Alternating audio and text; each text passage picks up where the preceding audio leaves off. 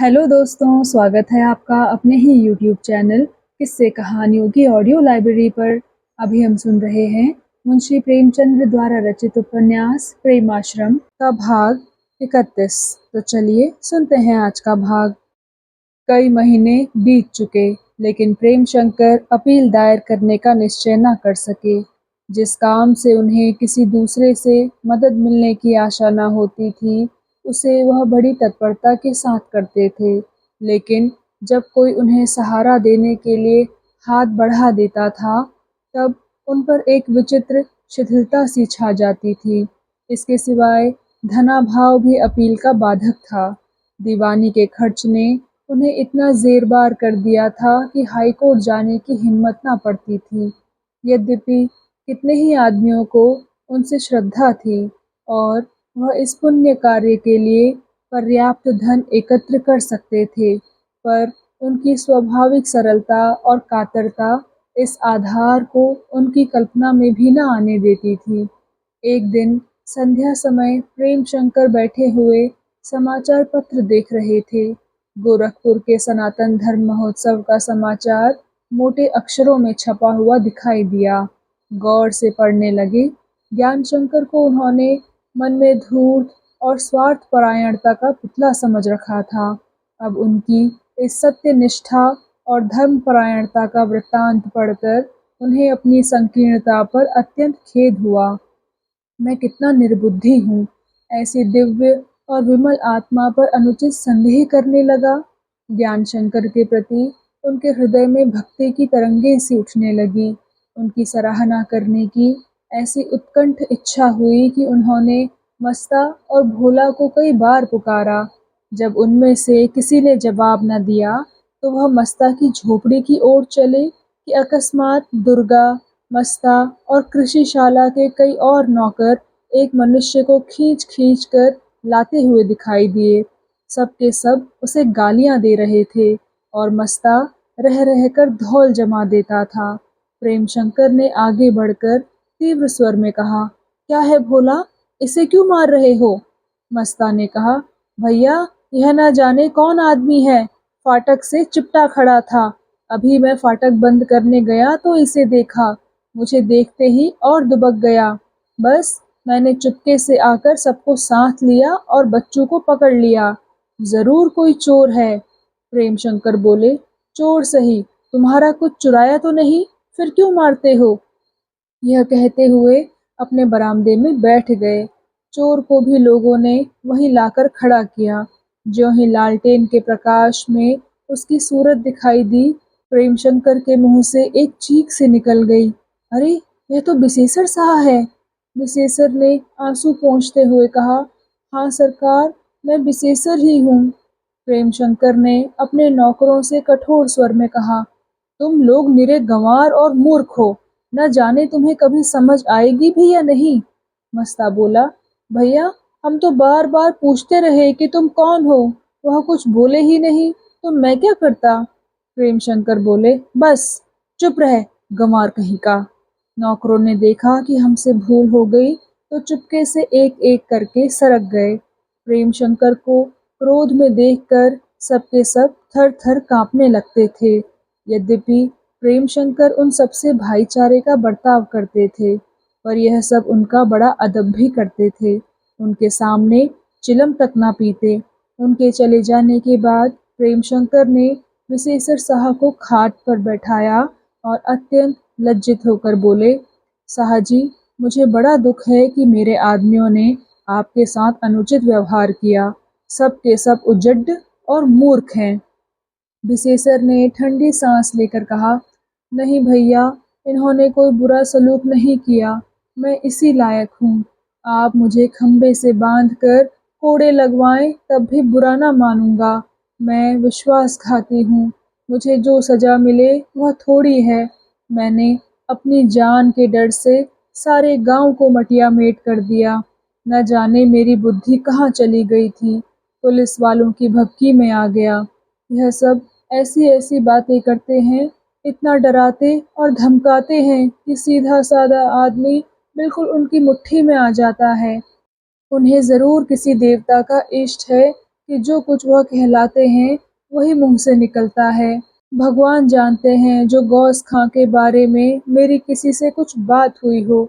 मुझे तो उनके कत्ल का हाल दिन चढ़े मालूम हुआ जब मैं पूजा पाठ करके दुकान पर आया, पर दरोगा जी थाने में ले जाकर मेरी सांसत करने लगे। तब मुझ पर जैसे कोई जादू हो गया। उनकी एक एक बात दोहराने लगा। जब मैं अदालत में बयान दे रहा था तब शर्म के मारे मेरी आंखें ऊपर ना उठती थी। मेरे जैसा कुकर्मी संसार में ना होगा। जिन आदमियों के साथ रात दिन का रहना सहना उठना बैठना था, जो मेरे दुख दर्द में शरीक होते थे, उन्हीं की गर्दन पर मैंने छुरी चलाई। जब कादिर ने मेरा बयान सुनकर कहा, विशेषर भगवान से डरो, उस घड़ी मेरा ऐसा जी चाहता था कि धरती फट जाए और मैं उसमें समा जाऊं। मन होता था कि साफ साफ कह दूं, यह सब सिखाई पढ़ाई बातें हैं। पर दरोगा जी की ओर ज्यों ही आंख उठती थी, मेरा हियाब छूट जाता था। जिस दिन से मनोहर ने अपने गले में फांसी लगाई है, उस दिन से मेरी नींद हराम हो गई। रात को सोते सोते चौंक पड़ता हूँ, जैसे मनोहर सिरहाने खड़ा हो। सांझ होते ही घर के किवाड़ बंद कर देता हूँ। बाहर निकलता हूँ तो जान पड़ता है मनोहर सामने आ रहा है। घरवाली उसी दिन से बीमार पड़ी हुई है। घर की तो यह दुर्दशा है, उधर गांव में अंधेर मचा हुआ है। सबके बाल बच्चे भूखों मर रहे हैं। फैजू और करतार नित नए तूफान रचते रहते हैं। भगवान सुक्खू चौधरी का भला करे। उनके हृदय में दया आई, 2 साल की मालगुजारी अदा कर दी, नहीं तो अब तक सारा गांव बेदखल हो गया होता। इस पर फैजू जला जाता है। जब सुक्खू आ जाते हैं तो भीगी बिल्ली बन जाता है, लेकिन ज्यों ही वह चले जाते हैं फिर वही उपद्रव करने लगता है। इन गरीबों का कष्ट मुझसे नहीं देखा जाता। जिसे चाहता है मारता है, डांट लेता है। एक दिन कादिर मियाँ के घर में आग लगवा दी, और तो और अब गांव की बहू बेटियों की इज्जत हुर्मत भी बचती नहीं दिखाई देती। मनोहर के घर सास बहू में रार मची हुई है। दोनों अलग अलग रहती हैं। परसों रात की बात है, फैजू और करतार दोनों बहू के घर में घुस गए। उस बेचारी ने चिल्लाना शुरू किया। सास पहुंच गई और लोग भी पहुंच गए। दोनों निकल कर भागे। सवेरा होते ही इसकी कसर निकली। करतार ने मनोहर की दुल्हन को इतना मारा कि बेचारी पड़ी हल्दी पी रही है। यह सब पाप मेरे सिवाय और किसके सिर पड़ता होगा। मैं ही इस सारी विपत लीला की जड़ हूँ। भगवान मेरी ना जाने क्या दुर्गत करेंगे। काहे भैया, क्या अब कुछ नहीं हो सकता? सुनते हैं तुम अपील करने वाले हो, तो जल्दी कर क्यों नहीं देते? ऐसा ना हो कि मियाद गुजर जाए। तुम मुझे तलब करा देना। मुझ पर दरोग हल्फी का इल्ज़ाम जाएगा तो क्या, पर मैं अब की सब कुछ सच सच कह दूंगा। यही ना होगा मेरी सजा हो जाएगी, पर गांव का तो भला हो जाएगा। मैं 1500 रुपए से मदद भी कर सकता हूँ। प्रेम शंकर बोले, हाई कोर्ट में तो मिसल देखकर फैसला होता है, किसी के बयान नहीं लिए जाते। विशेषर बोला, भैया कुछ देने लेने से काम चले तो दे दो, 1500 का मुंह मत देखो। मुझसे जो कुछ फरमाओ उसके लिए हाजिर हूँ। यह बात मेरे मन में महीनों से समाई हुई है, पर आपको मुंह दिखाने की हिम्मत नहीं पड़ती थी। आज कुछ सौदा लेने चला तो चौपाल के सामने फैजू मिल गए। कहने लगे, जाते हो तो यह रुपए लेते जाओ, मालिकों के घर भिजवा देना। मैंने रुपए लिए और डेवड़ी पर जाकर छोटी बहू के पास रुपए भेज दिए। जब चलने लगा तो बड़ी बहू ने दीवान खाने में मुझे बुलाया। उनको देखकर ऐसा जान पड़ा मानो साक्षात देवी के दर्शन हो गए। उन्होंने मुझे ऐसा ऐसा उपदेश किया कि आपसे क्या कहूँ। मेरी आंखें खुल गई। मन में ठान कर चला कि आपसे अपील दायर करने को कहूँ, जिसमें मेरा भी उद्धार हो जाए। लेकिन 2-3 बार आ आकर लौट गया। आपको मुंह दिखाते ला जाती थी। सूरज डूबते वक्त फिर आया, पर वहीं फाटक के पास दुविधा में खड़ा सोच रहा था कि क्या करूं।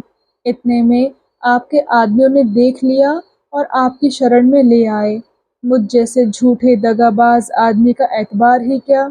पर अब मैं सौगंध खाकर कहता हूँ कि फिर जो मेरा बयान लिया जाएगा तो मैं एक एक बात खोल कर कह दूंगा, चाहे उल्टी पड़े या सीधी। आप ज़रूर अपील कीजिए। प्रेमशंकर विशेषर साहब को महानीच, कपटी, अधम मनुष्य समझते थे। उनके विचार में वह मनुष्य कहलाने के योग्य भी न था, लेकिन उसकी इस ग्लानि सूचक बातों ने उसे पिशाच श्रेणी से उठाकर देवासन पर बैठा दिया। हे भगवान! जिसे मैं इतना दुरात्मा समझता था, उसके हृदय में आत्मग्लानि का यह पवित्र भाव, यह आत्मोत्कर्ष, यह ईश्वर भीरुता, यह सदुद्गार। मैं कितने भ्रम में पड़ा हुआ था। दुनिया के लोग अनायास ही बदनाम करते हैं, पर मैंने तो हर एक बुरे को अच्छा ही पाया। इसे अपने सौभाग्य के सिवाय और क्या कहूँ। ईश्वर, मुझे इस अविश्वास के लिए क्षमा करना। यह सोचकर उनकी आंखों में आंसू भर आए। बोले, साहजी, तुम्हारी बातें सुनकर मुझे वही आनंद हुआ जो किसी सच्चे साधु के उपदेश से होता है। मैं बहुत जल्द अपील करने वाला हूँ। अड़चन यही है कि गवाहों के बयान कैसे बदले जाएं। संभव है हाई कोर्ट मुकदमे पर नज़रसानी करने की आज्ञा दे दे और फिर इसी अदालत में मामला पेश हो, लेकिन बयान बदलने से तुम और डॉक्टर प्रियनाथ दोनों ही फंस जाओगे। प्रियनाथ ने तो अपने बचाव की युक्ति सोच ली, लेकिन तुम्हारा बचाव कठिन है। इसे अच्छी तरह सोच लो। विशेषर बोला, खूब सोच लिया है भैया जी। प्रेमशंकर बोले, ईश्वर ने चाहा तो तुम भी बच जाओगे। मैं कल वकीलों से इस विषय में सलाह लूँगा। यह कहकर वह विशेषर के खाने पीने का प्रबंध करने चले गए। उधर ज्ञानशंकर लखनऊ से सीधे बनारस पहुँचे, किंतु उदास और खिन्न रहते। न हवा खाने जाते, न किसी से मिलते जुलते। उनकी दशा इस समय उस पक्षी की सी थी जिसके दोनों पंख कट गए हों, या उस स्त्री की सी जो किसी दैवी प्रकोप से पति पुत्र विहीन हो गई हो। उनके जीवन की सारी आकांक्षाएं मिट्टी में मिलती हुई जान पड़ती थी। अभी एक सप्ताह पहले उनकी आशालता सुखद समीरण से लहरा रही थी। उस स्थान पर अब केवल झुलसी हुई पत्तियों का ढेर था। उन्हें पूरा विश्वास था कि राय साहब ने सारा वृत्तांत गायत्री को लिख दिया होगा। पूरी के लिए लपके थे, आधी भी हाथ से गई। उन्हें सबसे विषम वेदना यह थी कि मेरे मनोभावों की कलई खुल गई। अगर धैर्य का कोई आधार था तो यही दार्शनिक विचार था कि इन अवस्थाओं में मेरे लिए अपने लक्ष्य पर पहुंचने का और कोई मार्ग न था। उन्हें अपने कृत्यों पर लेशमात्र भी ग्लानि या लज्जा न थी। बस यही खेद था कि मेरे सारे षड्यंत्र निष्फल हो गए। लखनऊ से उन्होंने गायत्री को कई पत्र लिखे थे, पर बनारस से उसे पत्र लिखने की हिम्मत न पड़ती थी।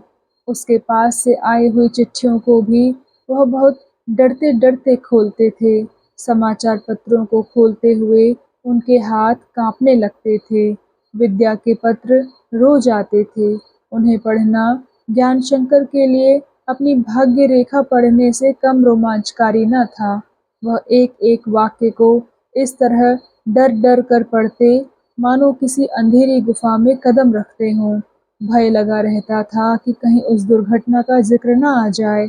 बहुधा साधारण वाक्यों पर विचार करने लगते कि इसमें कोई गूढ़ाशय, कोई रहस्य, कोई उक्ति तो नहीं है।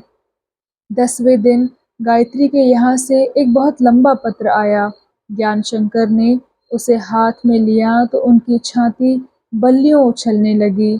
बड़ी मुश्किल से पत्र खोला और जैसे हम कड़वी दवा को एक ही घूंट में पी जाते हैं, उन्होंने एक ही सरसरी निगाह से सारा पत्र पढ़ लिया। चित्त शांत हुआ। राय साहब की कोई चर्चा न थी। तब उन्होंने निश्चिंत होकर पत्र को दोबारा पढ़ा। गायत्री ने उनके पत्र न भेजने पर मर्मस्पर्शी शब्दों में अपनी विकलता प्रकट की थी और उन्हें शीघ्र ही गोरखपुर आने के लिए बड़े विनीत भाव से आग्रह किया था। ज्ञानशंकर ने सावधान होकर सांस ली। गायत्री ने अपने चित्त की दशा को छिपाने का बहुत प्रयत्न किया था, पर उसका एक एक शब्द ज्ञान शंकर की मरणासन्न आशाओं के लिए सुधा के तुल्य था। आशा बंधी, संतोष हुआ कि अभी बात नहीं बिगड़ी।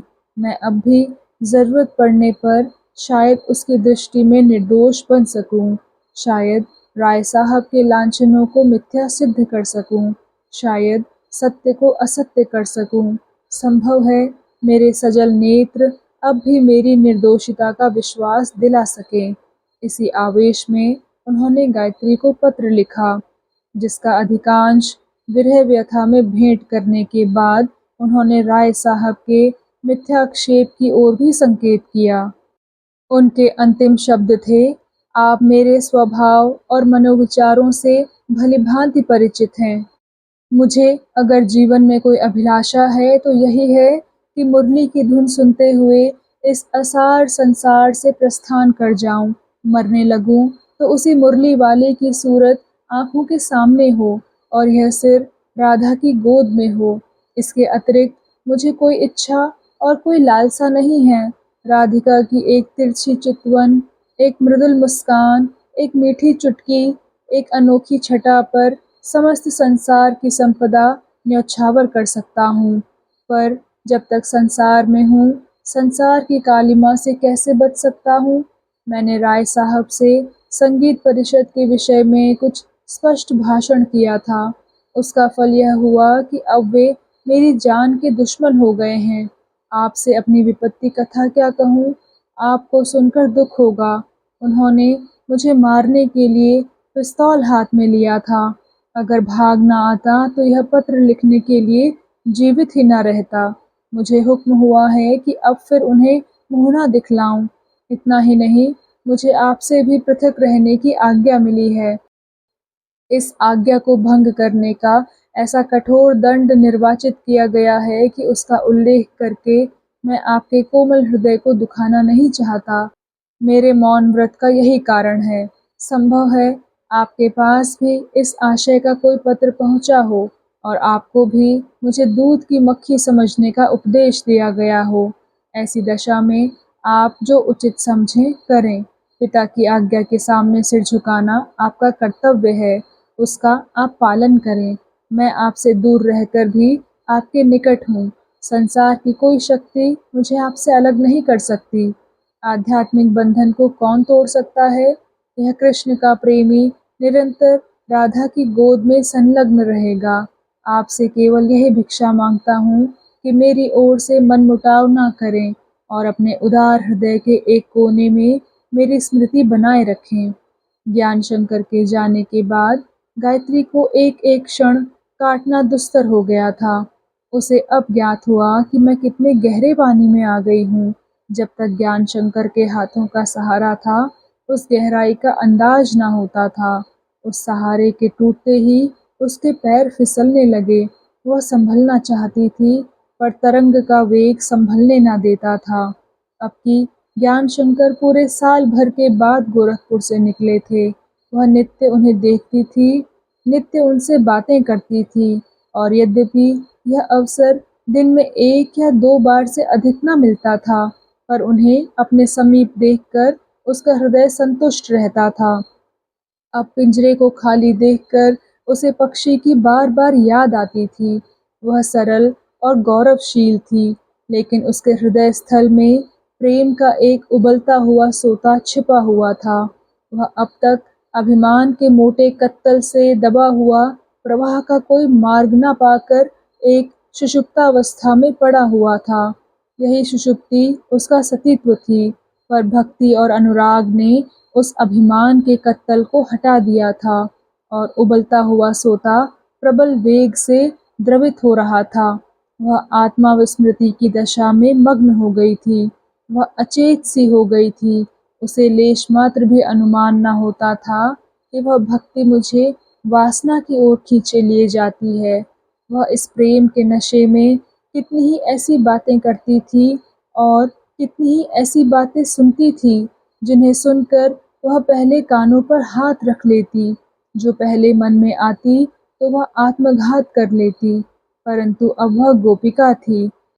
वह सदानुराग की साक्षात प्रतिमा थी। इस आध्यात्मिक उद्गार में वासना का लगाव कहाँ, ऐन्द्रिक तृष्णाओं का मिश्रण कहाँ।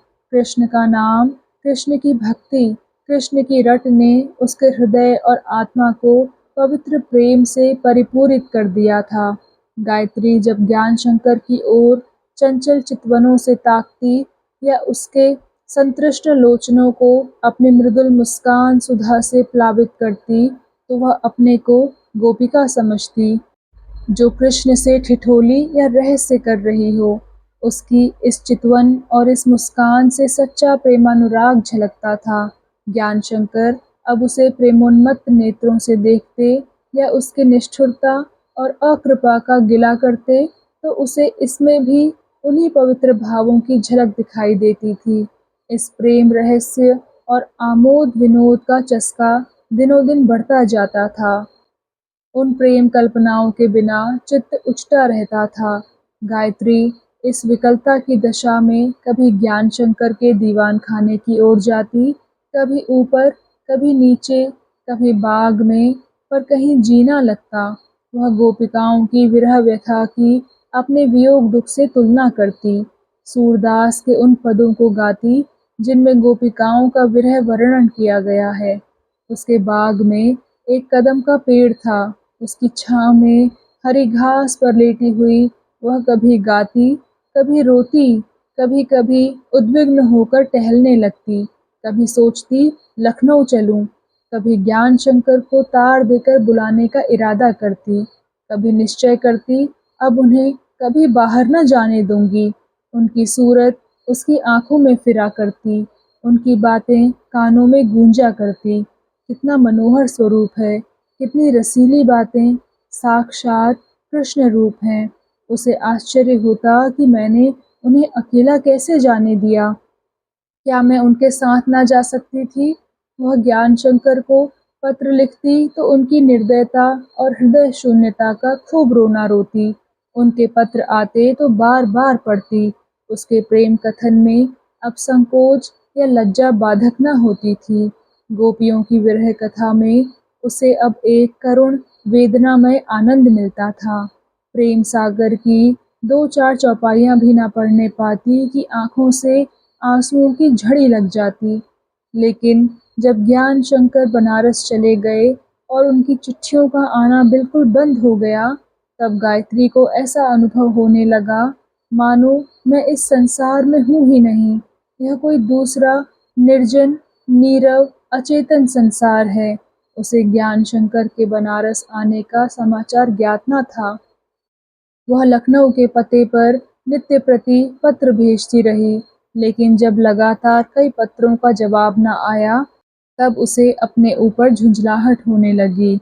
वह गोपियों की भांति अपना ही तिरस्कार करती कि मैं क्यों ऐसे निर्दय, निष्ठुर, कठोर मनुष्य के पीछे अपनी जान खपा रही हूँ।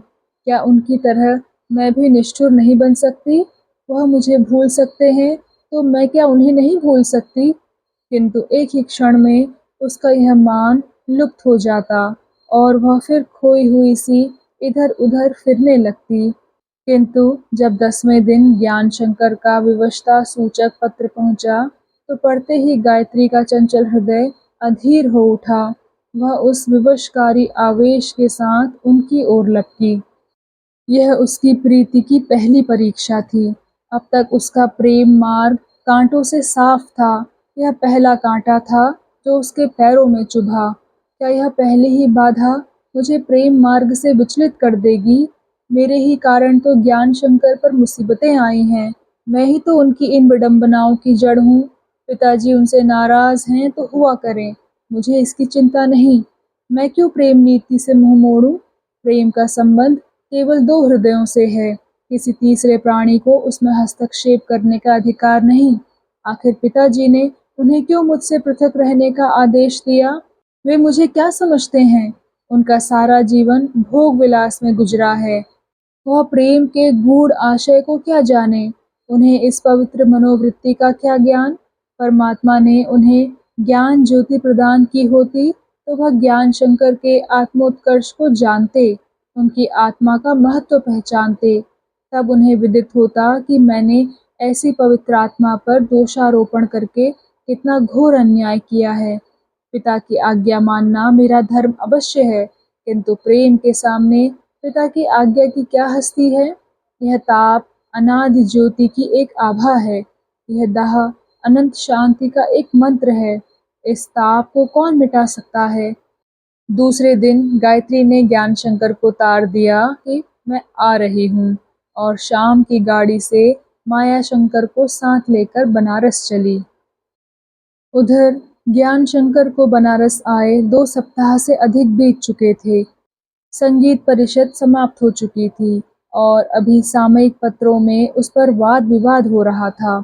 यद्यपि अस्वस्थ होने के कारण राय साहब उसमें उत्साह के साथ भाग न ले सके थे, पर उनके प्रबंध कौशल ने परिषद की सफलता में कोई बाधा न होने दी।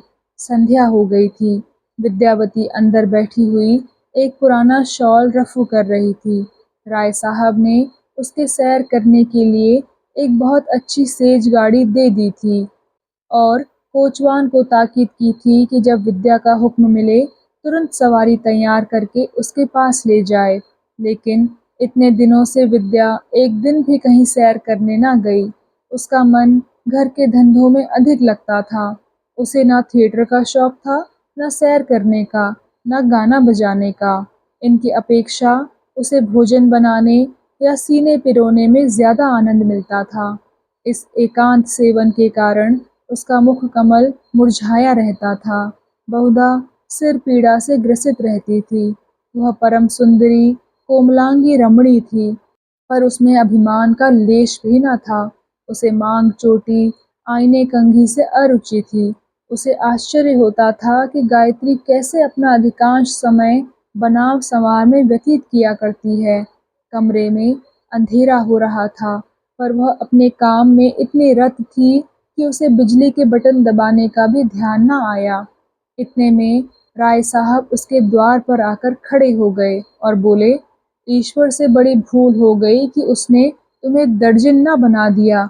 अंधेरा हो गया, आंखों से सूझता नहीं, लेकिन तुम्हें अपने सुई तागे से छुट्टी नहीं। विद्या ने शॉल समेट दिया और लज्जित होकर बोली, थोड़ा सा बाकी रह गया था, मैंने सोचा कि इसे पूरा कर लूं और उठूं। राय साहब पलंग पर बैठ गए और कुछ कहना चाहते थे कि जोर से खांसी आई और थोड़ा सा खून मुंह से निकल पड़ा। आंखें निस्तेज हो गई और हृदय में विषम पीड़ा होने लगी।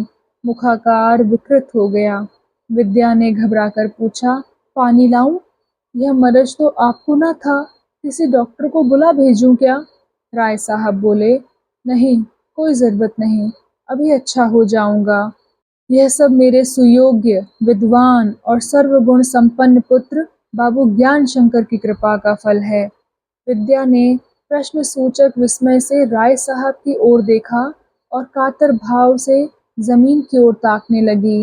राय साहब संभल कर बैठ गए और एक बार पीड़ा से कराह कर बोले, जी तो नहीं चाहता कि मुझ पर जो कुछ बीती है वह मेरे और ज्ञान शंकर के सिवाय किसी दूसरे व्यक्ति के कानों तक पहुँचे, किंतु तुमसे पर्दा रखना अनुचित ही नहीं, अक्षम्य है। तुम्हें जानकर दुख होगा, लेकिन संभव है इस समय का शोक और खेद तुम्हें आने वाली मुसीबतों से बचाए, जिनका सामना प्रारब्ध के हाथों हो रहा है।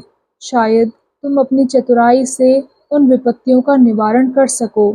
विद्या के चित्त में भांति भांति की शंकाएं आंदोलित होने लगी।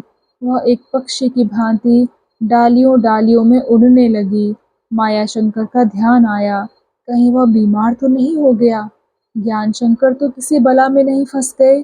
उसने सशंक और सजल लोचनों से राय साहब की तरफ देखा। राय साहब बोले, मैं आज तक ज्ञान शंकर को एक धर्मपरायण, सच्चरित्र और सत्यनिष्ठ युवक समझता था। मैं उनकी योग्यता पर गर्व करता था और अपने मित्रों से उसकी प्रशंसा करते कभी न थकता था। पर अब कि मुझे ज्ञात हुआ कि देवता के स्वरूप में भी पिशाच का वास हो सकता है। विद्या की तेवरियों पर अब बल पड़ गए। उसने कठोर दृष्टि से राय साहब को देखा, पर मुंह से कुछ न बोली।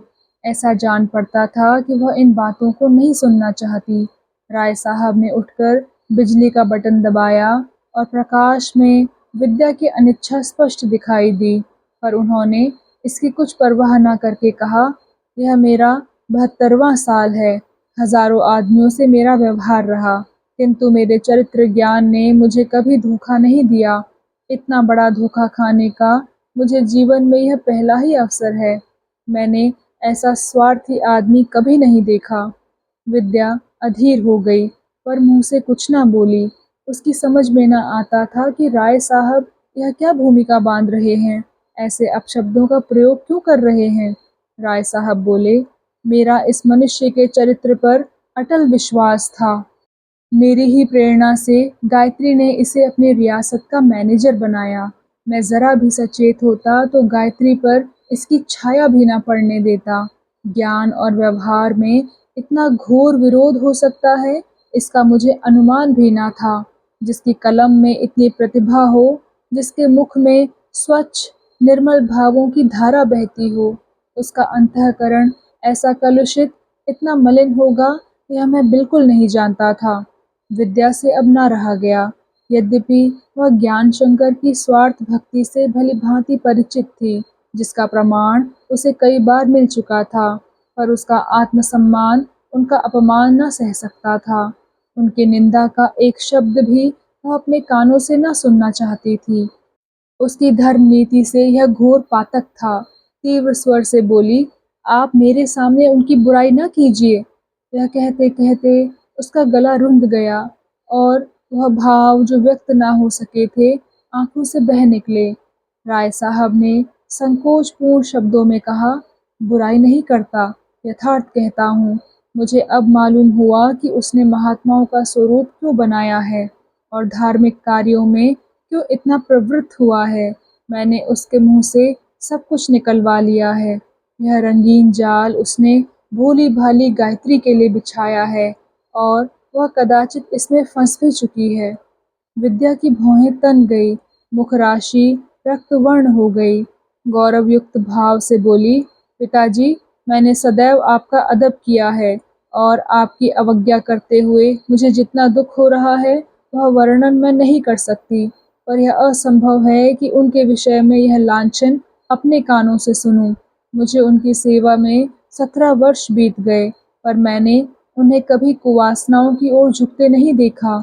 जो पुरुष अपने यौवन काल में भी संयम से रहा हो, उसके प्रति ऐसे अनुचित संदेह करके आप उसके साथ नहीं, गायत्री बहन के साथ भी घोर अत्याचार कर रहे हैं। इससे आपकी आत्मा को पाप लगता है। राय साहब बोले, तुम मेरी आत्मा की चिंता मत करो, उस दुष्ट को समझाओ, नहीं तो उसकी कुशल नहीं।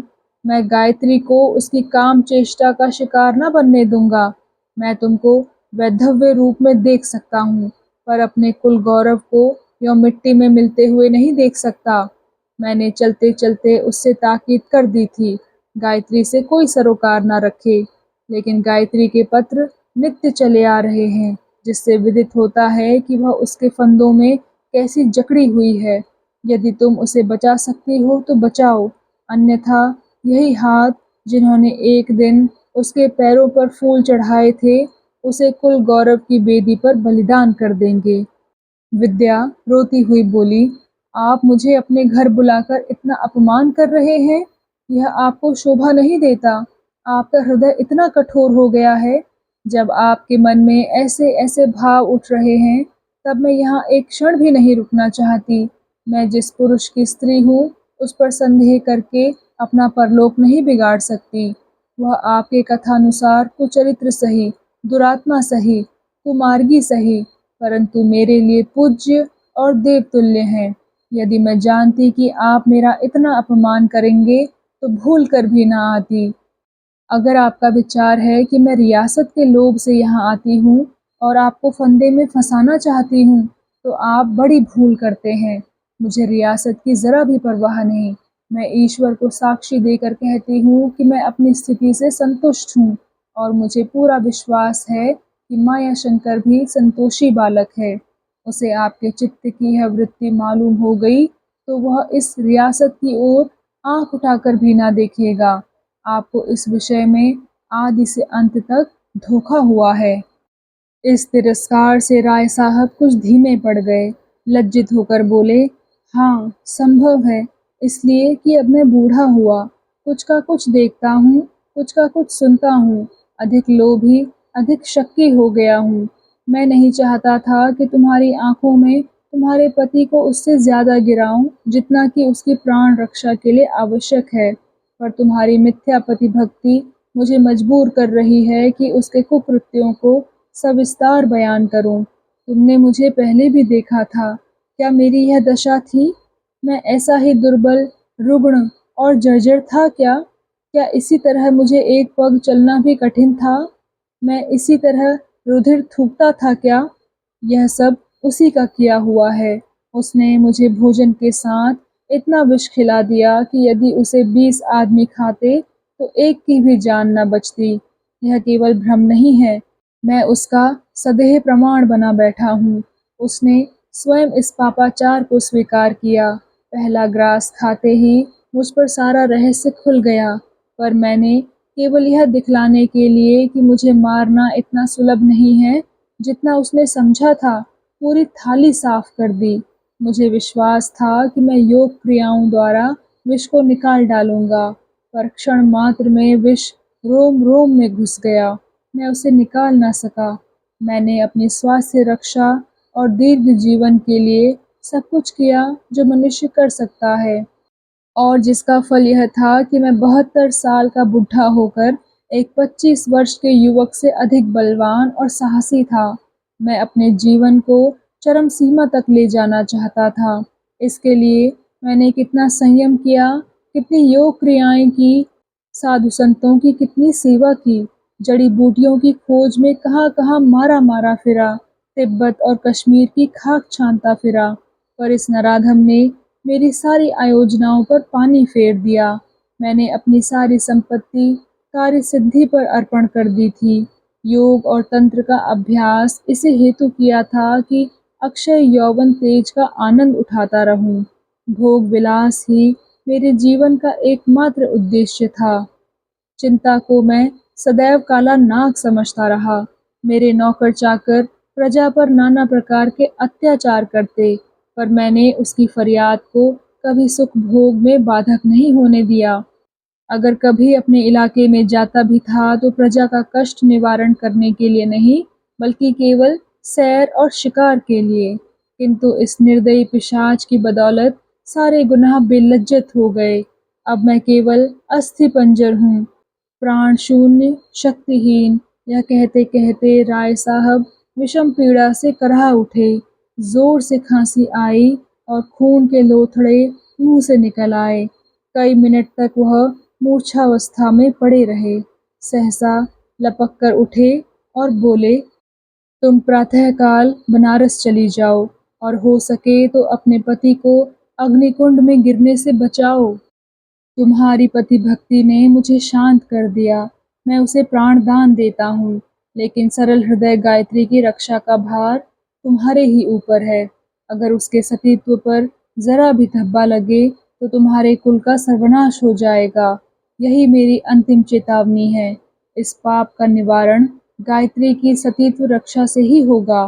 तुम्हारे कल्याण की और कोई युक्ति नहीं है।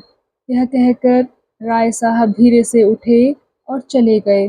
तब विद्या ग्लानि, लज्जा और नैराश्य से मर्माहत होकर पलंग पर लेट गई और बिलख बिलख कर रोने लगी।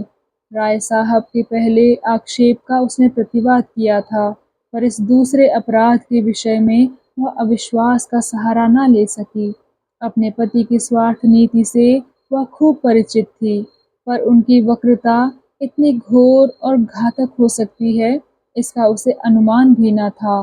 अब तक उनकी कुवृत्तियों का पर्दा ढका हुआ था। जो कुछ दुख और संताप होता था वह उसी तक रहता था, पर यहाँ आकर पर्दा खुल गया। वह अपने पिता की निगाह में गिर गई। उसके मुख में कालिख लग गई। राय साहब का यह समझना स्वाभाविक था कि इस दुष्कर्म में विद्या का भी कुछ न कुछ भाग अवश्य होगा। कदाचित यही समझकर वह उसे यह वृत्तांत कहने आए थे। वह सारा दोष पति के सिर मढ़कर अपने को कैसे मुक्त कर सकती है? इस उधेड़-बुन में विद्या का ध्यान जब पाप परिणाम की ओर गया तो वह काँप उठी। हे भगवान! मैं दुखिया हूँ, अभागिन हूँ, मुझ पर दया करो, तुम्हारी शरण में हूँ। भाँति-भाँति की शंकाएँ उसके चित्त को विचलित करने लगी। मायाशंकर की सूरत आँखों में फिरने लगी। ऐसा जी चाहता था कि पैरों में पर लग जाएँ और उड़कर उसके पास जा पहुँचूँ। रह कर हृदय में एक फूँक सी उठती थी और अनिष्ट कल्पना से चित्त विकल हो जाता था। एक क्षण में इन ग्लानि और शंकाओं ने उग्र रूप धारण किया। आग की बिखरी हुई चिंगारियाँ एक प्रचंड ज्वाला के रूप में ज्ञानशंकर की ओर लपकी। तुम इतने नीच, इतने क्रूर, इतने दुर्बल हो। तुमने मुझे कहीं का ना रखा। तुम्हारे कारण मेरी यह दुर्दशा हो रही है और अभी न जाने क्या-क्या होगी। तुम धूर्त हो, न जाने पूर्व जन्म में ऐसा क्या पाप किया था कि तुम्हारे पल्ले पड़ी। उसने ज्ञानशंकर को उसी दम से एक पत्र लिखने का निश्चय किया और सोचने लगी उसकी शैली क्या हो। इसी सोच में पड़े-पड़े उसे नींद आ गई। वह बहुत देर तक पड़ी रही। जब सर्दी लगी तो चौंकी। कमरे में सन्नाटा था। सारे घर में निस्तब्धता छाई थी। मेहरियाँ भी सो गई थीं। उसके व्यालू का थाल सामने मेज पर रखा हुआ था और एक पालतू बिल्ली उसके निकट उन चूहों की ताक में बैठी हुई थी जो भोज्य पदार्थों का रसास्वादन करने के लिए अलमारी के कोने से निकलकर आते थे और अज्ञात भय के कारण आधे रास्ते से लौट जाते थे। विद्या कई मिनट तक इस दृश्य में मग्न रही। निद्रा ने उसके चित्त को शांत कर दिया था। उसे चूहे पर दया आई जो एक क्षण में बिल्ली के मुंह का ग्रास बन जाएगा। इसके साथ ही उसकी कल्पना चूहे से ज्ञानशंकर की अवस्था की तुलना करने लगी। क्या उसकी दशा भी इसी चूहे की सी नहीं है? उन पर क्रोध क्यों करूं? वह दया के योग्य हैं। वह इसी चूहे की भांति स्वाद के वशीभूत होकर काल के मुंह में दौड़े जा रहे हैं और माया लोभ के हाथों में काठ की पुतली बने हुए नाच रहे हैं। मैं जाकर उन्हें समझाऊंगी, उनसे विनय करूंगी कि मुझे ऐसी संपत्ति की लालसा नहीं है जिस पर आत्मा और विवेक का बलिदान किया गया है। ऐसी जायदाद को मेरी तिलांजलि है।